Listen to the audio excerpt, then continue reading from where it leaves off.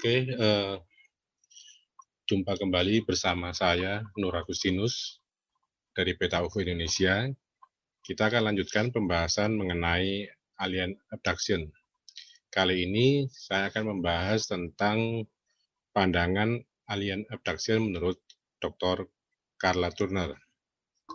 Kalau kita menekuni tentang alien abduction, maka kita akan tahu atau kenal dengan Carla Turner ini ya. Jadi Carla Turner adalah seorang yang pernah mengalami kasus-kasus penculikan oleh alien. Dia dihormati secara luas di komunitas UFO untuk penelitiannya tentang penculikan alien. Dia seorang sarjana doktor dan pendidikan profesional yang diambilnya bergelar PhD dalam studi bahasa Inggris kuno, serta mengajar di tingkat universitas di Texas ya, selama lebih dari 10 tahun. Tapi pada tahun 1988, dia dan suami serta putranya mengalami serangkaian pengalaman dan ingatan yang mengejutkan yang memaksa mereka untuk menyadari bahwa mereka semua adalah korban penculikan oleh alien. Lalu Carla meninggalkan karir profesionalnya di universitas sebagai dosen dan mengalihkan perhatian sepenuhnya pada penelitian penculikan oleh alien. Dia menulis beberapa buku ya. Buku pertamanya adalah Into the Fringe. Ini diterbitkan pada tahun 1992 yang menceritakan pengalamannya sendiri dan keluarganya.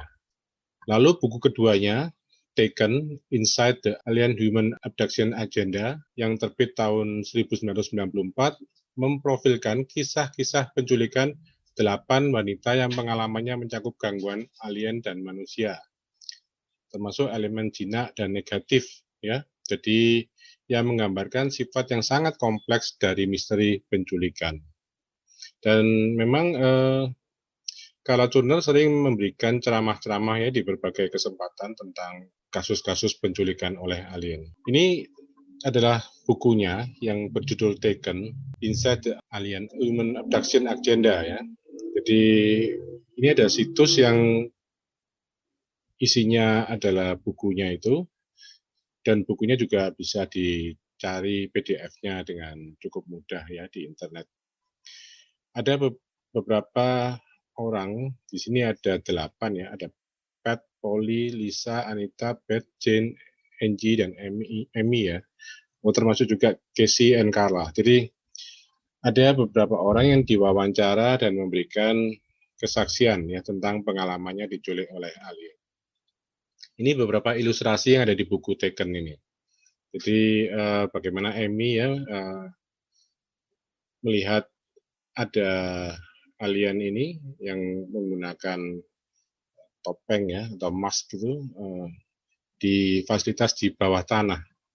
Lalu bagaimana Amy ini melayang saat diculik ya di rumahnya di tahun 81. Polly juga punya ingatan tentang alien yang ini punya apa nih, Bro. Jadi ini beberapa ilustrasi yang ada di buku Taken ini yang dibuat berdasarkan kesaksian pengalaman para korban penculikan oleh alien. Ini juga gambaran waktu Angie diculik oleh alien di tahun 92 dan mesin yang digunakan oleh alien, termasuk juga ini ada gambar tentang implan yang ditaruh di belakang telinga. Di sini sudah digunakan istilah tic-tac implant ya.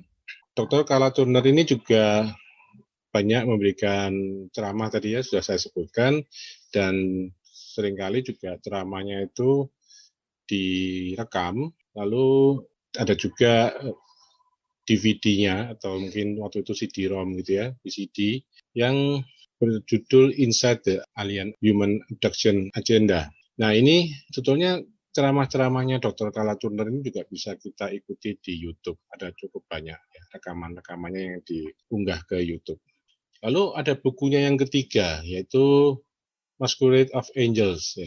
Ini terbit tahun 94.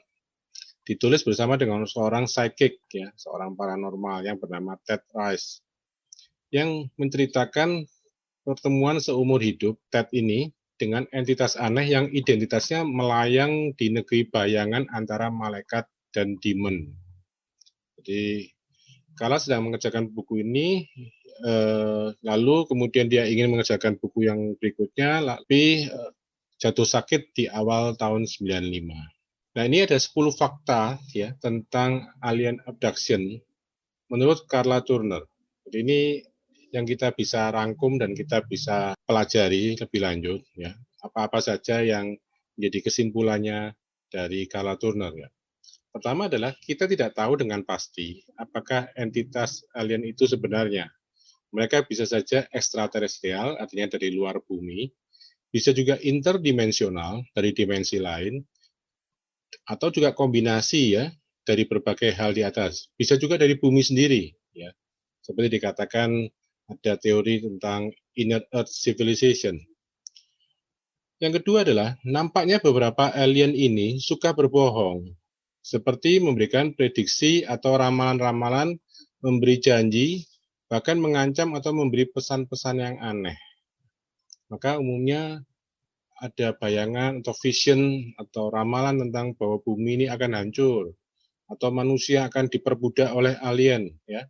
Jadi ada suatu semacam ramalan atau bayangan tentang masa depan yang nampaknya memberikan ketakutan.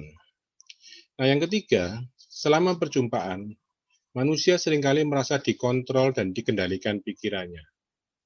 Yang keempat, kesalahan memori bisa terjadi sehingga membingungkan korban penculikan setelah perjumpaan berlangsung. Jadi ada bayangan-bayangan atau mungkin ada ingatan-ingatan yang sebetulnya itu tidak benar ya. Karena ada juga ingatan yang ditanamkan. Ya. Itu bisa saja dilakukan seperti dalam metode hipnosis. Lalu yang kelima, korban penculikan sering melaporkan bahwa alien melakukan hal itu untuk mengumpulkan informasi dan untuk meriset komunitas manusia. Jadi mereka seakan-akan melakukan seperti sosial eksperimen ya, atau mungkin juga mengumpulkan informasi dalam hal seperti medis atau hal-hal lain. Lalu yang keenam, ada beberapa kasus bahwa manusia terlihat ikut terlibat dalam penculikan itu. Beberapa dugaan bahwa alien telah menjalin konspirasi atau kerjasama yang tujuannya tidak baik dengan manusia, atau sebenarnya yang terlihat itu adalah juga alien, hanya saja bentuk mereka memang mirip manusia. Jadi ini juga nantinya akan berkaitan dengan apa yang disebut dengan military abduction. Jadi abduction yang dilakukan oleh militer, tapi itu berhubungan juga dengan alien. Dan yang ketujuh, adanya implan yang ditanam dalam tubuh korban penculikan. Bentuk implannya bervariasi ya, jadi dalam hal ini dipercaya seringkali menyebabkan pendarahan yang tidak wajar. Entah itu pendarahan di hidung, pendarahan di telinga, atau mungkin di tubuh kita terhadap luka ya. Nah, mengenai implan ini nanti akan saya ulas lagi di kesempatan yang lain. Nah, yang kedelapan, korban penculikan kanak-kanak sering bertujuan jangka panjang untuk menanamkan konsep tertentu tentang berbagai macam ide sosial, politik, spiritual, religi, dan lain-lain. Jadi seringkali orang yang suatu saat mungkin menjadi seorang yang, atau entah itu tokoh, entah itu tokoh politik, tokoh spiritual, atau tokoh agama, yang kemudian mempunyai konsep-konsep yang unik, atau ya katakanlah punya pengikut ya, mungkin sekali ya, atau ada yang kalau digali lebih jauh itu nampaknya mempunyai pengalaman kontak atau diculik oleh alien pada usia kanak-kanak. Walau tidak semua ya. Lalu yang kesembilan, alien menciptakan suatu teknologi virtual yang seperti nyata dipersepsi oleh manusia dengan seluruh indera ikut merasakannya. Dan yang ke-10, alien nampaknya sangat tertarik pada human soul ya. Jadi ini nampaknya yang merupakan suatu, kadang-kadang oleh para peneliti UFO ini menjadi tanda tanya, ya, kenapa kok alien ini tertarik pada human soul ya? Dan mungkin juga alien ini tertarik pada bagaimana penggunaan human soul ini. Jadi nampaknya ada eksperimen-eksperimen ke arah sana. Tentunya masalah soul ini kalau secara ilmu pengetahuan saat ini kan sulit sekali ya untuk melakukan atau dilakukan penelitiannya. Tapi siapa tahu mungkin mereka atau alien ini memang punya teknik tertentu yang bagaimana bisa memanipulasi human soul ini. Karena seringkali dalam kasus-kasus penculikan ini terjadinya itu tidak lagi fisik ya, tapi kadang-kadang juga secara astral ya. Jadi kadang-kadang korban penculikan itu mengalami seperti out of body experience juga. Nah, Carla Turner ini meninggal karena kanker pada usia 48 tahun, tepatnya pada tanggal 10 Januari 1996.